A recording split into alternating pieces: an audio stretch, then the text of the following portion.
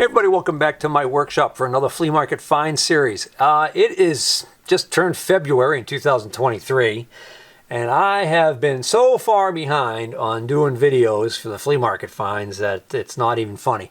And it got to the point where things are kind of crazy there near the end of the season, so I'm still playing catch up, and I'm coming across some bags and stuff and boxes of stuff that I picked up at some of the last few outdoor flea markets of the year. And even I think some stuff that was from Brimfield Flea Market earlier in the summer that I had forgotten about. So without further ado, we're going to dive right into this bag. If there's not a lot in this bag, then we'll maybe throw in the next bag, which is actually from a flea market that I picked down in Connecticut while I was camping this past fall. So let's start with this bag. This is my usual go-to backpack that I use at most of the flea markets. So this is just another one of these drill indexes. When I can get these for only a couple of bucks, or depending on how nice they are, I might even pay $5 for them. But I don't pay a lot because I have a ton of them, and I don't know. This one is, got some serious rustage. I don't see a name. Oh no, this does have a name on it. So this actually says General Hardware of New York down here, but it's a really early script, and it doesn't have the usual general and an oval type thing, so I think that's kind of an early one. Not that that matters, not that that actually adds much value, right? So this is Badged Craftsman. It's an interesting non-marring caps on here. Seeing a lot of use. Probably end up only getting this for, probably only paid like $1 for it, so. Same thing, here's another one. This looks like it might be a Dayton. Oh, I stand corrected. That's actually Stanley. It's clearly marked on the top. I don't know. I think this tape here was just a grip issue. I don't see any splits in the handle. I think it might just be for added grip. When you get older, you start losing a little bit of your gripping strength, and you tend to have more tools fly out of your hands inadvertently. So I don't know what this is for tape on here. It doesn't look very good, but a tip for you, if you're having that kind of a problem and you want to get a little bit better grip on your hammers, go to a sporting goods store and get yourself some hockey tape. It's what they use for tape on hockey sticks, and stuff works really good for that job. Oh, I could see we're going to probably want to go to another bag after this. There's not a heck of a lot in here. I have so many vice grips that I rarely buy regular vice grips any longer, but when I can buy this style, I will. And this might be like one of the few instances where I will buy a pair that has an issue with it or is Chinesium, is when it's this style right here.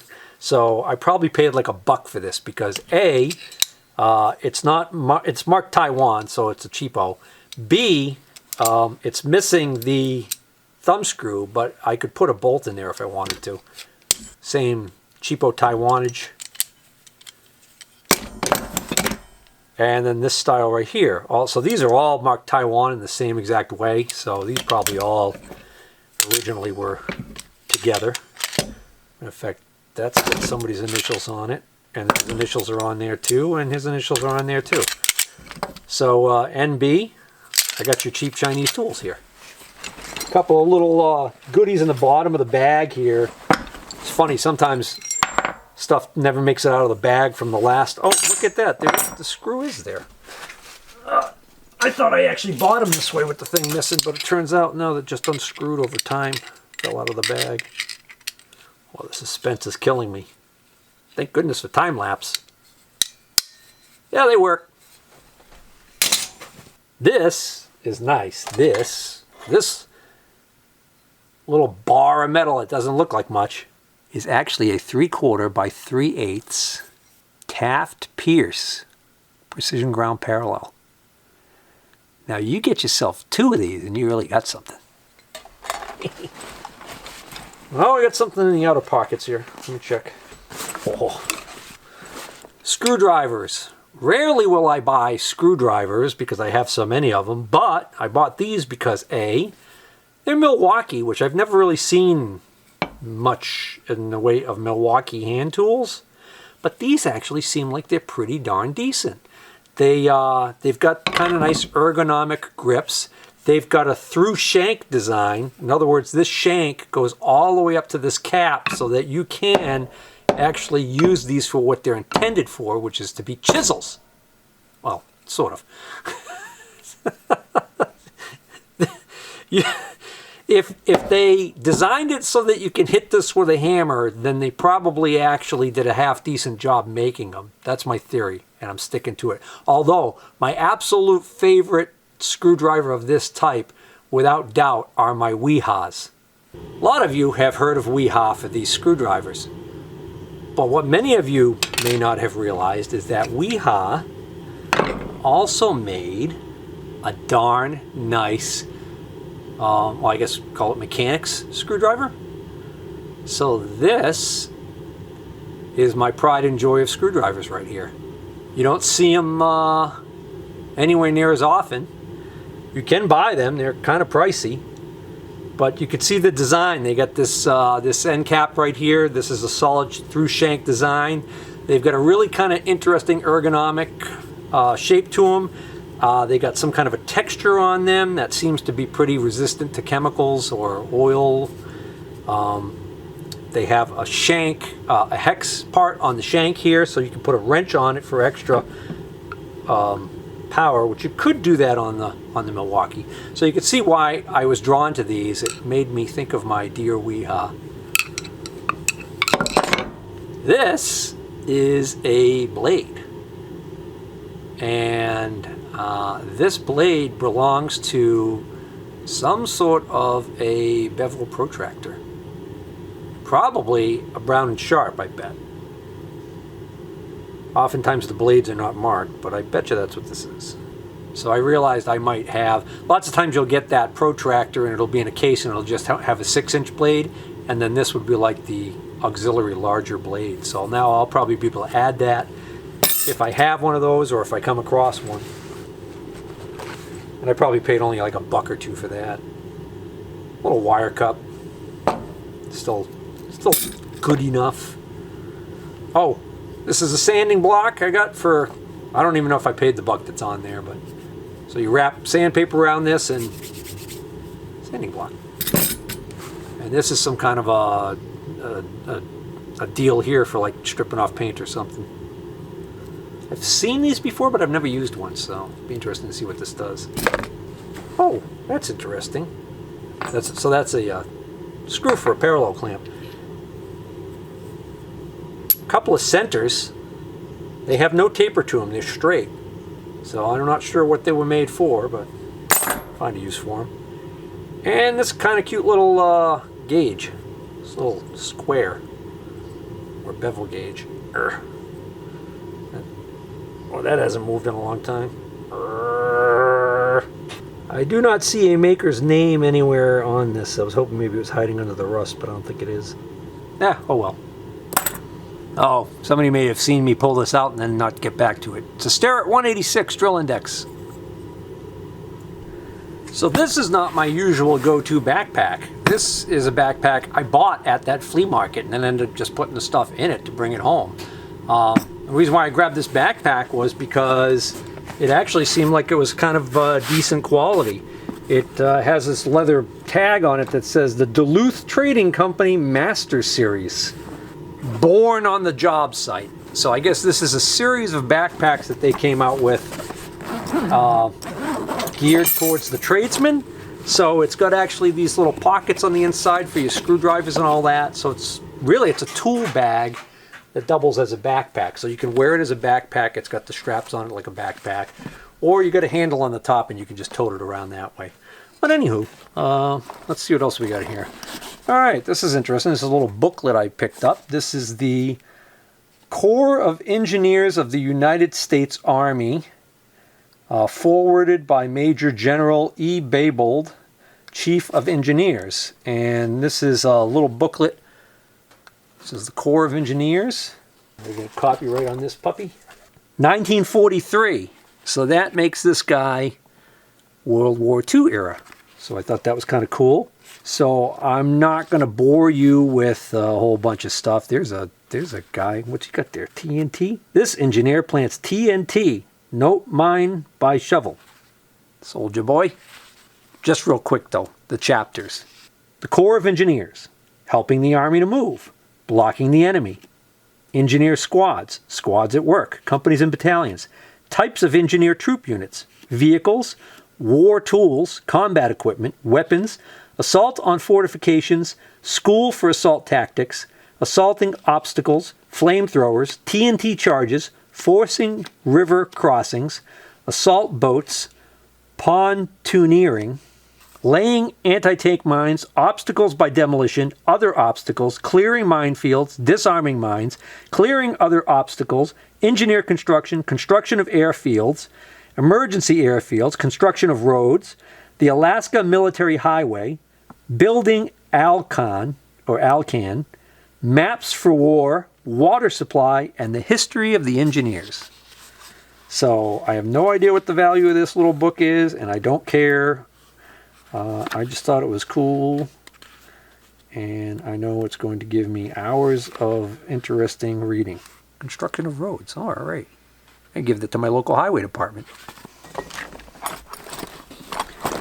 What do we got here? Ah, see this thing? Ottateat.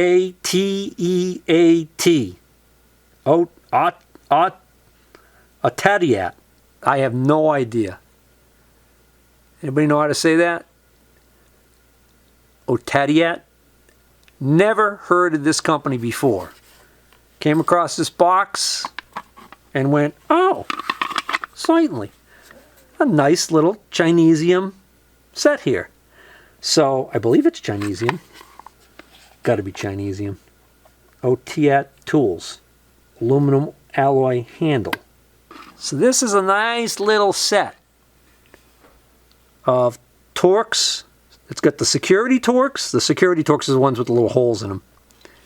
And then some really small Torx and Allen, some really small, fine Phillips heads. Some teeny tiny stuff there. I think that's pretty cool. Also of note, this cover latches to the top via magnets. It actually has magnets in there that help stick this cover on. I've never seen this before in my life. Until that day when I stumbled upon it at the flea market. And I don't recall what I paid for this. But I am notoriously cheap, so it could not have been a lot. But then again, I am kind of in love with this thing, so that's my Achilles heel. That's when I overpay. When I love it. I just thought it was cool. Hey, so here's my tip for you. I just found out this is one of these cheap import deals that you can find off those websites like AliExpress, probably Banggood and places like that. Or like I just found it on eBay from a seller who's selling it for $19.07 with free shipping. And I would recommend, this is the 60-in-1 set. And I'll tell you, the quality actually seems pretty decent. And just the handiness of having all of these little bits that you're going to lose half the time anyways. I think it's a great little set. For if you could buy this brand new for 19 bucks, I recommend you all just run to eBay right now or wherever you can find it for that kind of money and buy one of these. And no, I've never even heard of this company, so I don't get one shekel for every one of these you buy. All right, let me empty this out here. All right, so this is a padlock. No, really, Steve? It's a padlock? Good thing you told us. We wouldn't have known what that was. I think Masterlock makes a version that looks like this, but this one, oh, it is. It's a Masterlock number 40. Even though on the back it says China.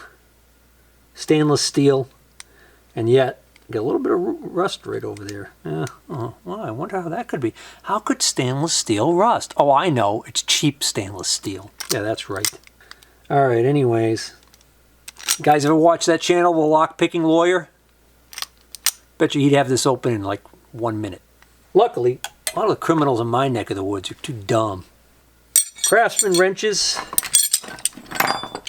You know, these Craftsman wrenches I probably pay like, I probably end up bundling them together and end up paying like $1 or $2 for $1 for them. What we got here? Well, that's a horse of a different color. This one is marked MF. Manufactured USA. So, I snagged this one in the hopes that I just happened to have stumbled upon a Massey Ferguson wrench that would go in a toolbox of a Massey Ferguson tractor. I doubt I'm that clever. But what the hell? I knew it wasn't going to cost me that much extra to throw it in. All the seller cared about that it wasn't Snap-on or Proto or Blue Point. I got 2 of them. Another Craftsman. Okay, good. So, see if we can't look those up right now. Find out. Am I half as smart as I think I am? Wait a minute. Did that make sense? I don't know.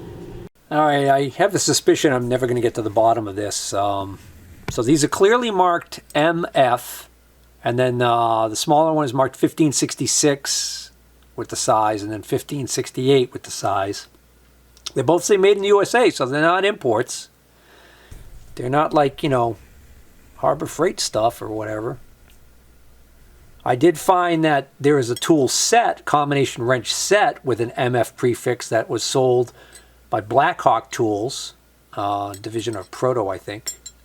So maybe these came out of that set. I don't know, but nothing conclusive.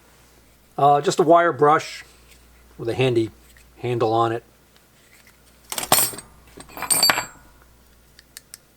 These must be something special, otherwise I wouldn't bother picking them up. I must have just liked the feel of them. And the long jaws. Got a little, they say Berkeley, but on the back, Berkeley right there, but on the back here it says China. So this is just a cheap pair of long nose pliers, but I don't know. I must have just liked them. This rusty thing here is a general thread pitch gauge that's going to need some love. The Lone Craftsman socket. I'm sure that must be the only one that guy had. Oh, here's a B&C number 80 adjustable wrench, 6-inch. Oh yeah, a nice mallet head there. Figured that was worth maybe investing in a replacement handle for. Why is there a Sharpie in here? BBs. Dummy. Now relax, I found it. This is a Lincoln Electric made in Mexico. Seen better days, huh?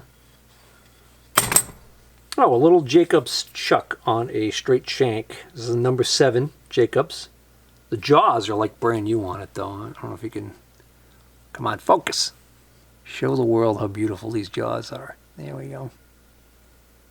Like brand new. Guessing another Craftsman. Yep. Oh, and how's this for sweet?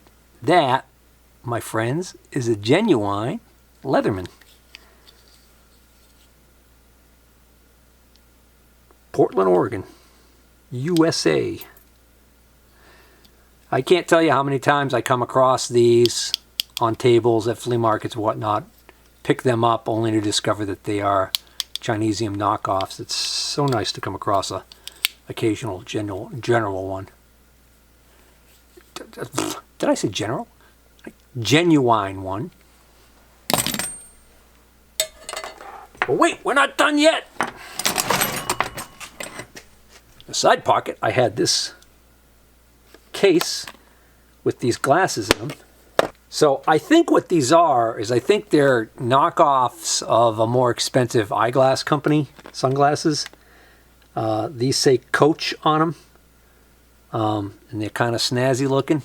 So I think like Johnny Depp would like wear the original, like true ones of these, and everybody would go crazy over it. But I am no Johnny Depp. It's a Coach New York, but I'm pretty sure these are knockoffs. So I honestly, I paid like $5, and I think I just wanted this case. I don't know. All right, let's see what else was in that backpack. Some of this may have come from a couple of the spots. Like I know this little square right here. This came from the used tool store. This was $25, which might seem kind of pricey, but this is a really early Starrett square. You can tell the early ones because they have this rounded snug right here. You actually got to put like a small dowel or something in there to turn it. So the blade says number 60, but I don't remember exactly what the part number is for this square. You have to look in the early catalog to find the correct one. This, I believe, is just a tachometer. Yeah. So this is another one of these Jaquette tachometers. I've had a few of these over the years. This one's a little bit different style. I've had some of the large ones. This one is also marked HH Sticht, S-T-I-C-H-T Company Incorporated, New York, New York. So I'm thinking that might be the importer.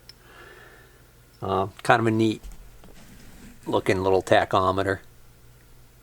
Real rudimentary, basic thing, but they actually tend to work pretty well. The way these work is you engage whatever it is that's going to be spinning this, and then you press the button. So there's a clockwork mechanism inside there. You can hear it.